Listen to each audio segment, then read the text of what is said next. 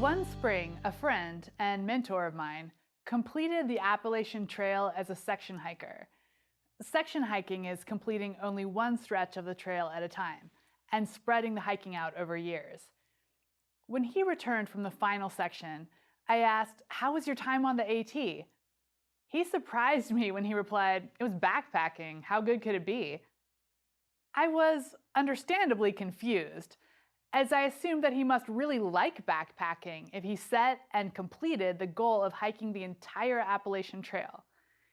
He went on to explain that for him, it's much more appealing to have a boat carry all the weight, but that canoe expeditions take a lot of logistical planning, especially if a vehicle needs to be shuttled to the takeout. Paddling trips, he argued, are also more constrained by the weather and the water levels, and by the regional scarcity of longer canoe routes where it would be feasible to travel for multiple days or weeks. In contrast, he argued, backpacking took almost no effort at all to plan. He could just pack his backpack, buy some food and maps, and start hiking. He felt it was the logistically easiest way to get out into nature. So if that meant having to carry all the weight on his back, he'd put up with that part of it. Some people, of course, love the actual act of hiking with a pack. For them, it's not just something you have to do to get somewhere beautiful and secluded, but an enjoyable pursuit in its own right. But most people, especially when they first start backpacking, find hiking with a backpack to be uncomfortable. We're just not accustomed to carrying weight on our hips and shoulders as we walk over uneven or steep terrain. You might be thinking, gosh, she's really not selling the idea of backpacking. But I believe it's important for beginners to anticipate the potential discomfort. That way they're not shocked or disillusioned. By some accounts, 15% of the people who set out to thru hike the Appalachian Trail quit within the first few days. My guess is that most of those who quit did so because they were surprised by the discomfort and then came to the conclusion that they aren't cut out for backpacking. Now that I've made a big deal of how uncomfortable hiking with a pack can be, I want to assure you that when it's done well, a backpacking trip can be profoundly enjoyable. If our packs are well fitted and not too heavy, if our boots are broken in, and if our route is reasonable for our level of fitness, there are few things more rewarding and lovely than backpacking, especially after our bodies adapt to the rigor. But even when doing everything correctly, I don't know anyone who doesn't love the feeling of taking their pack off. Setting yourself up for success in backpacking is the same as with any other new pursuit. Ease into it, building skills slowly and sequentially. Try a one-night trip with low miles and easy terrain before planning a longer or more challenging trip. This short shakedown trip will let you know if you need to make any adjustments to your gear or expectations before you are fully committed to a major journey. Whether it's that first shakedown trip or major expedition or something in between, the first step in planning a backpacking trip is to research the area where you'd like to go. Do you need a reservation or a permit? Are there area closures, group size limits, requirements for carrying a bear-proof canister, or other regulations? What maps are needed and where can you order them? Is there a guidebook? What's the typical weather for that time of year? What are the common hazards to be avoided? Is hunting allowed in the area, and will you be there during an open hunting season?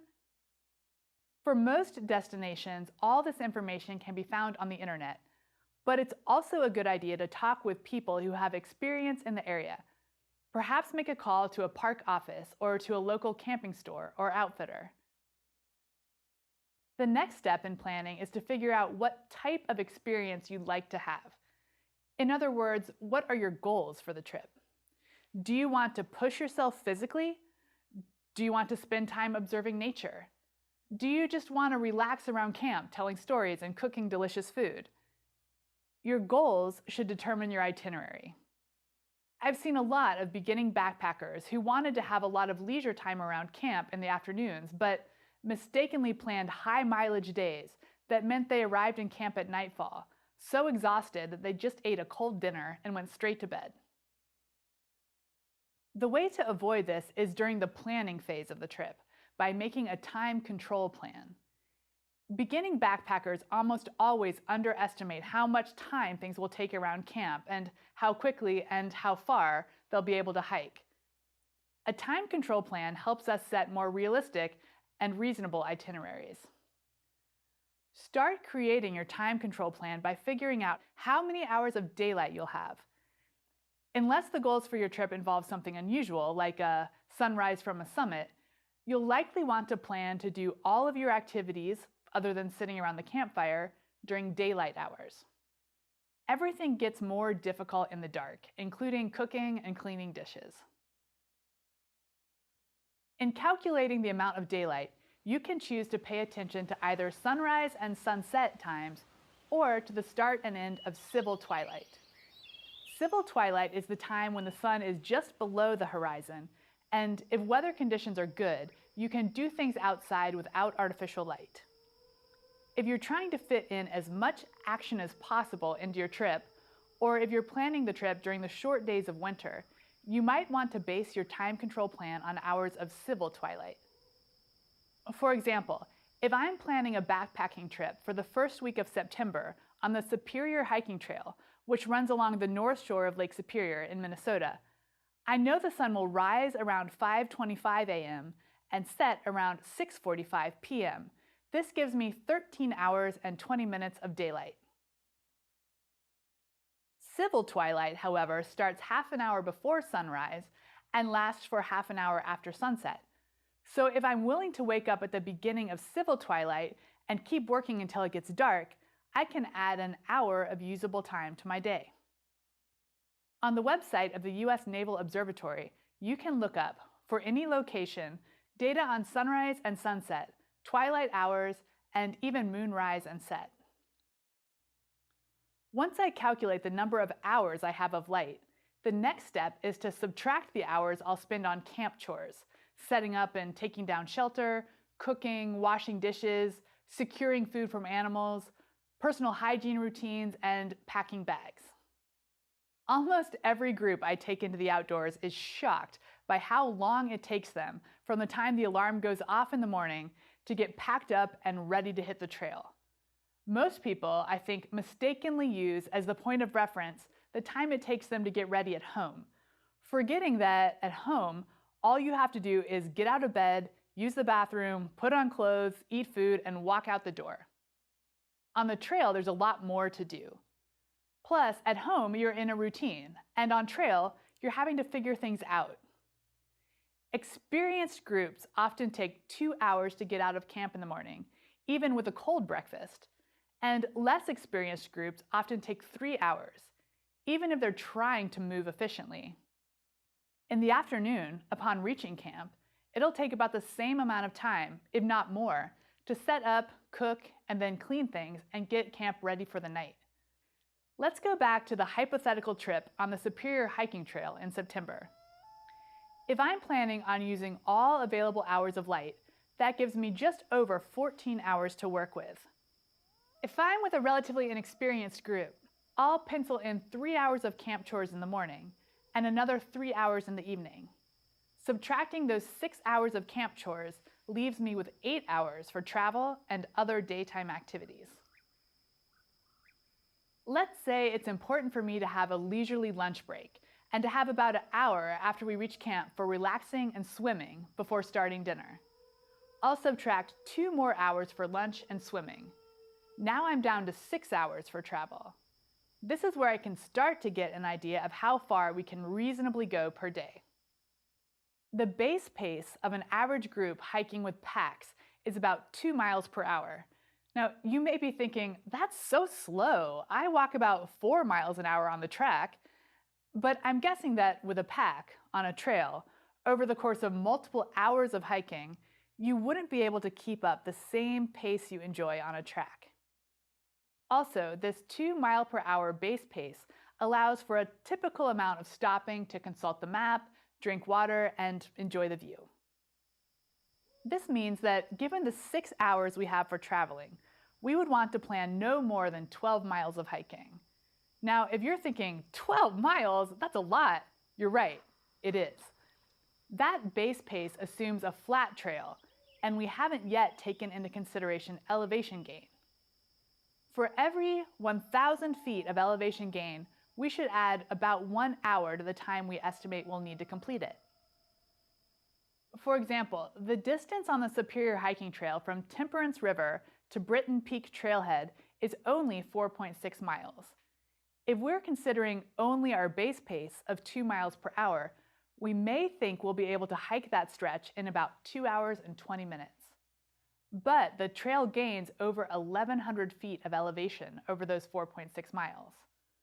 Once we adjust for the elevation gain, we need to plan about 3.5 hours for those 4.6 miles, or about 1.3 miles per hour. With this new, more realistic pace in mind, we might shorten the distance we plan to do that day to a maximum of 7.8 miles. This hypothetical trip I'm planning on the Superior Hiking Trail assumes I'm going to want to spend 6 hours a day hiking. Depending on your goals for the trip, you may want to spend more time exploring or relaxing and less time actually hiking. Perhaps you want to fish or bird or journal or draw or just sit and take in the view from every overlook without feeling the pressure to keep moving. In that case, use the time control plan to find a more appropriate distance for each day. Perhaps you want to hike only for 3 hours a day, in which case, given the elevation gain on that section of trail and your adjusted pace of 1.3 miles per hour, you'd want to aim for around 4 miles that day. Of course, this example is just an average base rate. Each person will be different.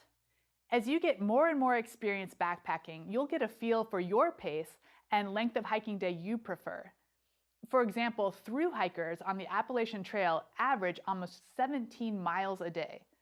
But for most of us weekend warriors, those types of distances wouldn't be enjoyable. But no matter who you are, I recommend starting out small and working up. Consider hiking into a base camp where you can lay over a few days and do day hikes with light packs. There's no need to move camp every day if you don't want to. In other lectures, we'll cover gear selection, packing a pack, and planning and preparing food.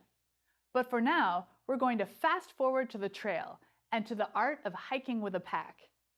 At the most basic level, you need to make sure your body stays healthy.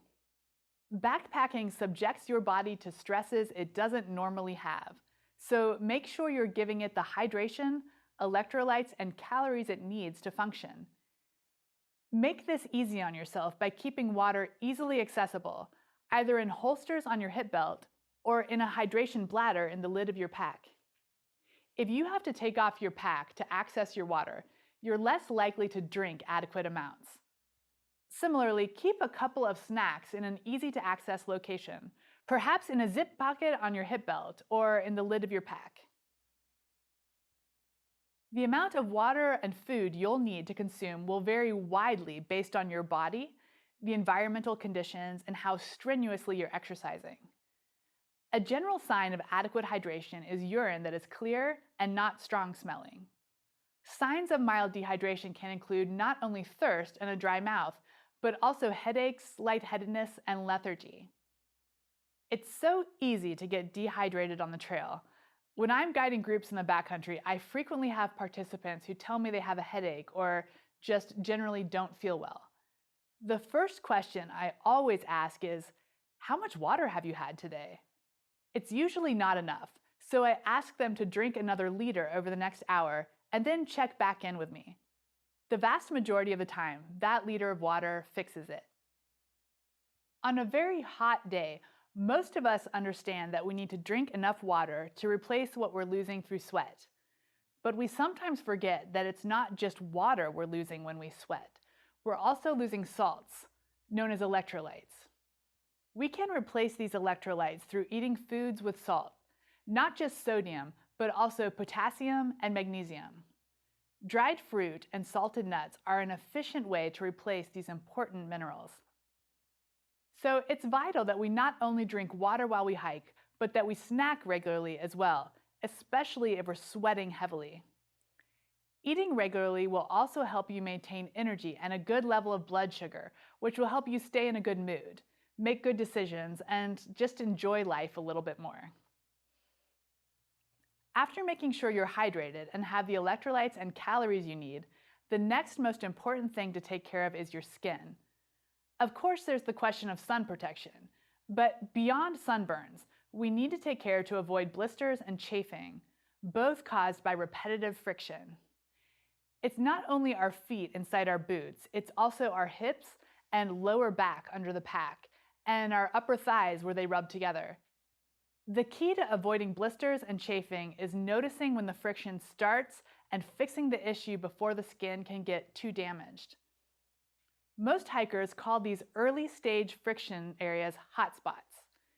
If you catch a hot spot early enough, before the skin has been damaged, my favorite way to address it is by covering the area with one layer of duct tape.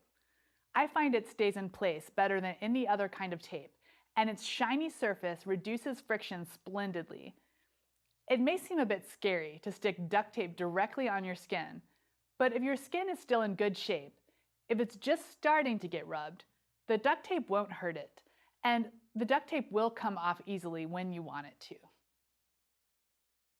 Duct tape works especially well on heels, Achilles tendons, toes, and lower backs.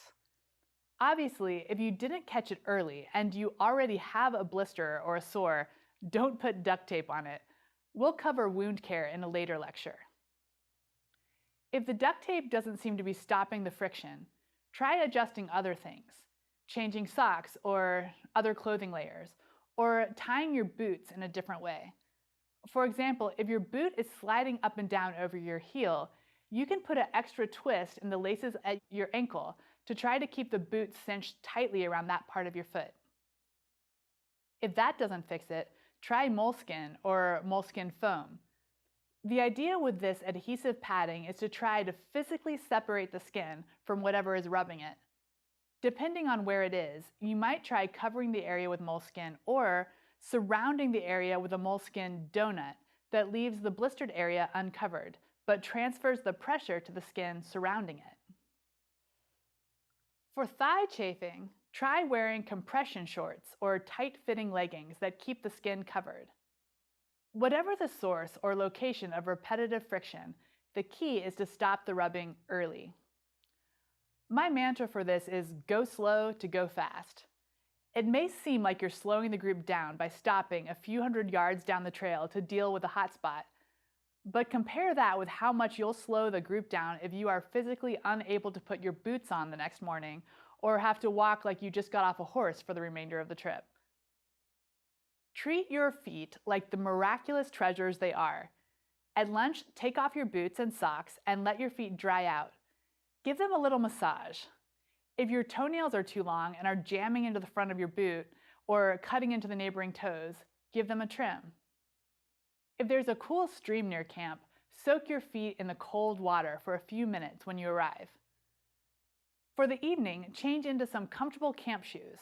Your feet have carried you all this way. Be nice to them so they carry you as far as you want to go. After friction problems, our biggest focus should be on our joints. Few things take the joy out of backpacking like a twisted knee or ankle or a slipped disc in a back. I like to hike with at least one trekking pole, and sometimes two if my pack is especially heavy or the trail especially rough. The trekking poles help take the force off my joints on the downhill sections and can save me from twisting an ankle when a rock shifts. They also help me maintain my balance while jumping from rock to rock when crossing a stream. I think about my back while taking my pack on and off. I avoid lifting and twisting at the same time by finding a picnic table or rock to place the pack on and then sliding my arms into the straps, or asking a hiking partner to lift the pack by the shoulder straps so I can step into it. Alternatively, I can get the pack on by myself in a relatively safe manner by grabbing it by the shoulder straps, keeping my back straight, bending at the knees, and then lifting the base of the pack onto my knee. Once the pack is resting on my knee, I can quickly turn my entire body, keeping my back from twisting, and step into the pack straps. When I want to remove the pack, I can reverse the sequence of movements, sliding the pack onto my knee without twisting my back, grabbing the shoulder straps, and with bent knees and a straight back, lowering the pack to the ground. Okay, so now that we've covered how to keep your body healthy while hiking, the rest of backpacking is just knowing how to walk. And this is something most of us have had quite a bit of experience doing. Even so, there are a few tips and techniques that can make walking with a pack a bit easier and safer. If you're using trekking poles, try using them without the wrist straps. This will allow you to adjust your grip up and down the length of the pole as needed. For example, on a steep side slope, you can choke up on the pole on the uphill side and grip only the very top of the pole on the downhill side. On the uphills, take smaller steps where possible, rather than large steps like you might on the Stairmaster at the gym. This will save energy. Place the trekking poles on the top of the step you're about to take so you can pull downwards on them as you step up, just as you would on a handrail or a banister. Downhill sections are where most injuries take place. This is because you shift your balance before placing your foot. So if the foot placement is unstable, you're already committed to it. And losing your balance on the downhill leaves you with further to fall than losing your balance on the uphill, where you can just extend a hand to catch yourself. For this reason, make sure as you descend that you keep your pace slow and in control. On the uphill sections, our pace is limited by our cardiovascular conditioning.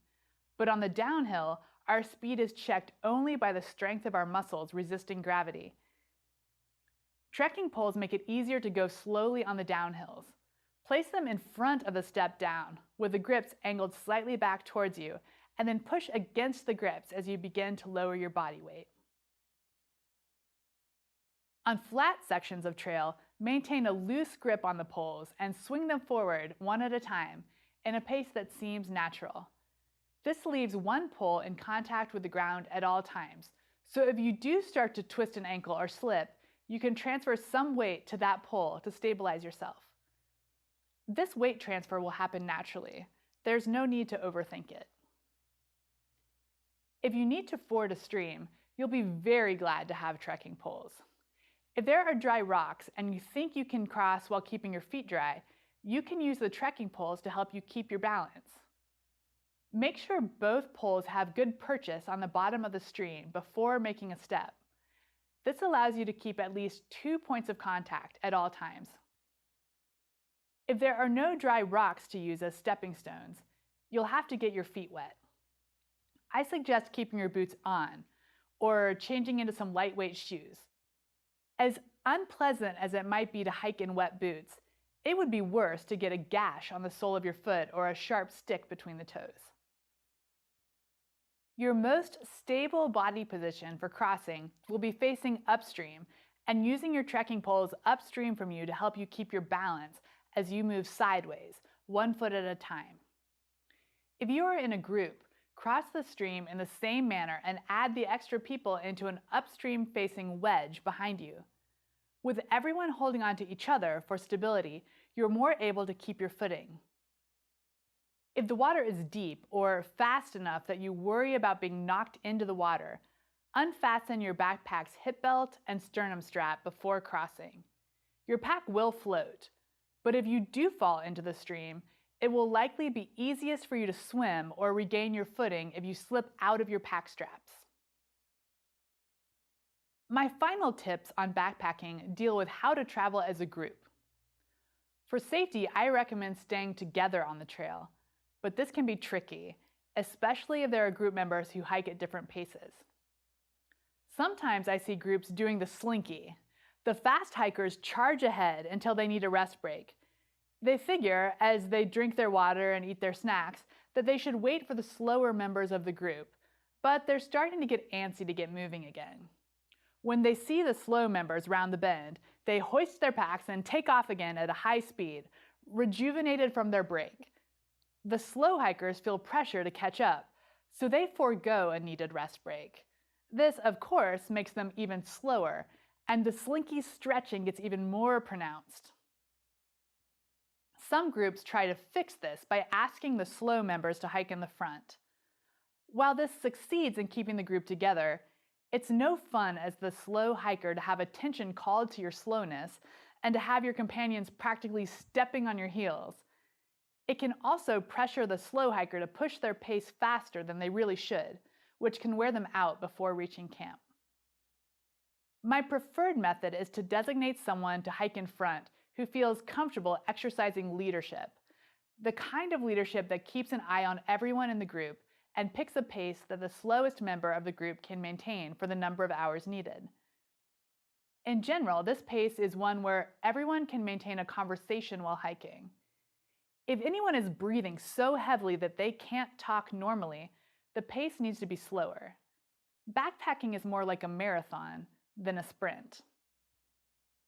I can't count the number of times I've been passed on a hike to a summit by a group where the strong people are sprinting up the trail and the people in the back are red-faced and out of breath, struggling to keep up. I know with certainty that if I keep up my steady pace, I will pass the group in about an hour when the weaker members have collapsed. It's like the tortoise and the hare. In long-distance hiking with a pack, it's better to be the tortoise. Other than a pace that is too fast to maintain, the other thing that can make a group fail to make it to camp in a timely manner is too frequent breaks. The more people in the group, the more of a problem this tends to be. After a few minutes of hiking, one person asks to stop to shed a layer. Everyone else just stands there and waits. Then, after 10 more minutes of hiking, someone else realizes they need to shed a layer too. 15 minutes after that, someone else needs to adjust their boots or dig out their water bottle. Again, leadership can fix this problem. When someone needs to stop, a good leader will ask if anyone else needs to shed a layer, adjust their boots, or eat a snack. Then they'll determine how long of a break is needed and let everybody know what a time goal is for when the group will start hiking again. Without a time goal for putting packs back on, breaks can become longer than intended or needed. It can also help to set a goal of how long the group will hike before taking another break, say perhaps 45 minutes.